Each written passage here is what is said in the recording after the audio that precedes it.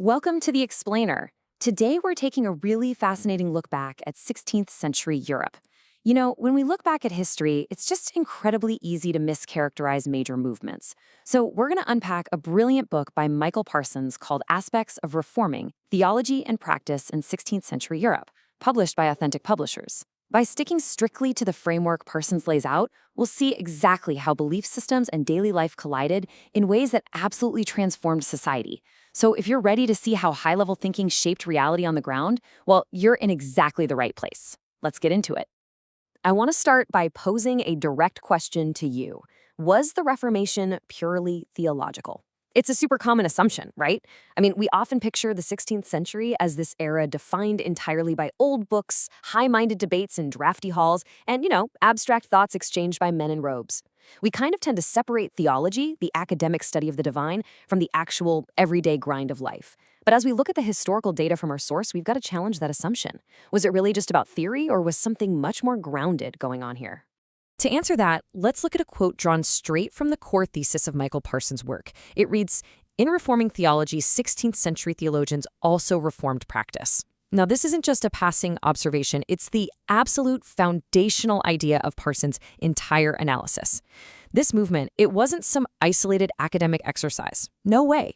When these figures began overhauling their theology, they were simultaneously and intentionally overhauling everyday life. The two were inextricably linked. It's like a giant puzzle. You literally couldn't change the way you thought about the divine without fundamentally changing the way you walked through your daily life. Just to make sure we're all on the exact same page, let's clarify what we mean by practice here. We are referring to the imperatives of Christian living. So we aren't just talking about church rituals. We're talking about the non-negotiable actions, the daily duties, the social responsibilities, and the ethical imperatives that guided a person from the moment they woke up until they went to sleep. We're going to anchor the rest of our explainer on this very practical, day-to-day definition. Section 1, Theology Meets Daily Practice, Bridging the Historical Gap. What we're examining is what experts in Reformation studies call a thoroughgoing agenda. That's a crucial term right there. This wasn't just a superficial adjustment, it was comprehensive.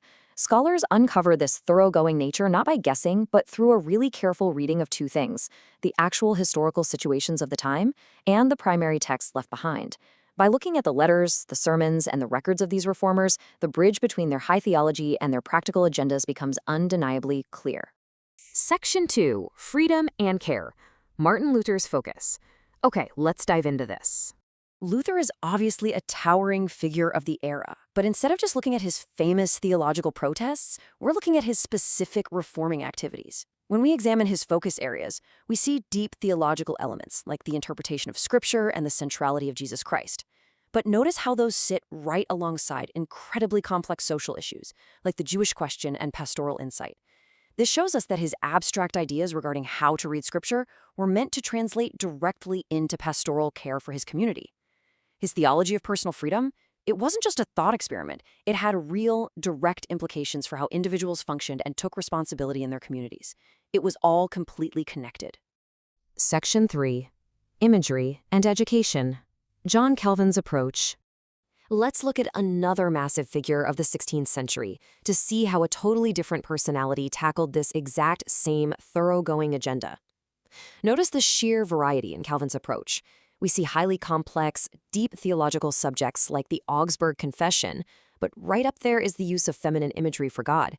This reveals a deeply nuanced exploration, utilizing this imagery to express concepts of divine nurturing and care. And that conceptual theology sat right alongside a laser focus on building educational systems. This is just a perfect example of theology meeting practice. Calvin wasn't just pondering the nature of the divine in a vacuum.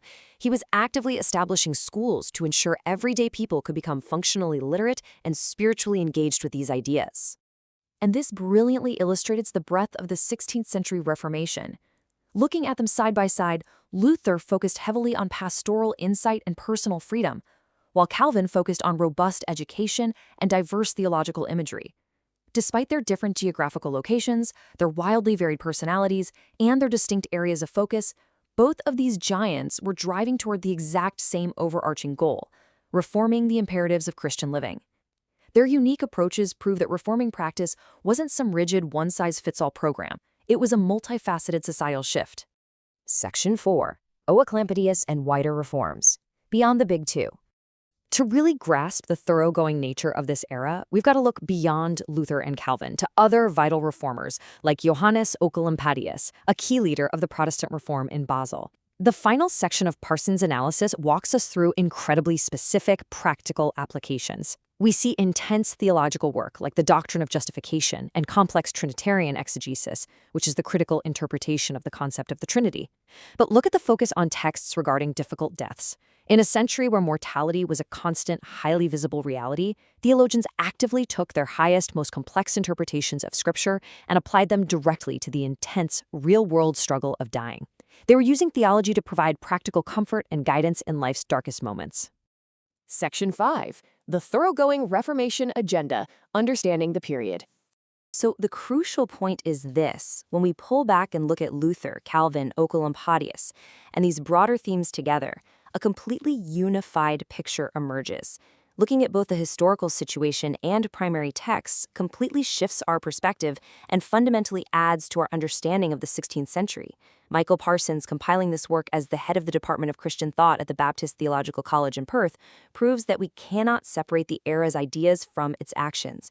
By carefully reading the primary texts against their historical backdrop, it becomes absolutely clear that the theology of the 16th century wasn't just theory.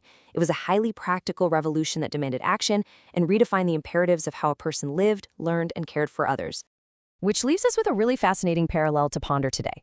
We've seen how 16th century thinkers demanded that their theology dictate their daily practice. So, how do the high-minded beliefs of our own time shape our everyday practice? Whether we're talking about modern philosophy, ethics, or our own deeply held personal values, are they just abstract concepts in our minds, or are they a thoroughgoing agenda that changes how we actually live, work, and treat each other every single day?